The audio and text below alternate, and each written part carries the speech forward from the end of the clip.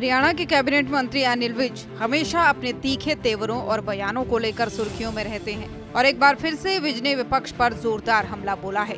सेना के ऑपरेशन महादेव और सिंदूर जैसे नामों को लेकर विपक्ष ने सरकार पर भगवाकरण का आरोप लगाया था। इस पर हरियाणा के कैबिनेट मंत्री अनिल विज ने विपक्ष को जमकर लताड़ा और कहा कि विपक्ष देश की आस्था और सेना की मान्यताओं को नहीं समझता है। उन्होंने तंज कसते हुए कहा कि क्या अब ऑपरेशन का नाम पाकिस्तान या फिर किसी और देश के नाम पर रखा जाए।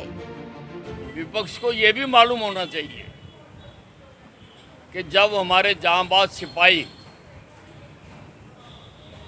दुश्मन पर टूट पड़ते हैं तो बजरंग बली की जय करते हुए आगे बढ़ते हैं। विपक्ष को ये भी मालूम होना चाहिए कि हमारे देश में अनेकों ऑपरेशन आज तक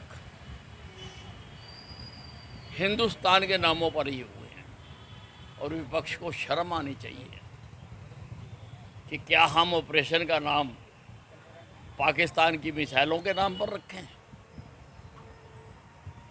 पाकिस्तान के नाम पर रखें, दूसरे देशों के नाम पर रखें। विपक्ष पूरी तरह से भटक गया है, मुद्दों से भटक गया है। वहीं हरियाणा बीजेपी की कार्यकारिणी में हार चुके 42 विधायकों को जगह दी गई, लेकिन वरिष्ठ नेता अनिल विज की भागीदारी को लेकर सवाल पूछने पर उन्होंने जवाब क्या दिया, अब वो भी सुनिए।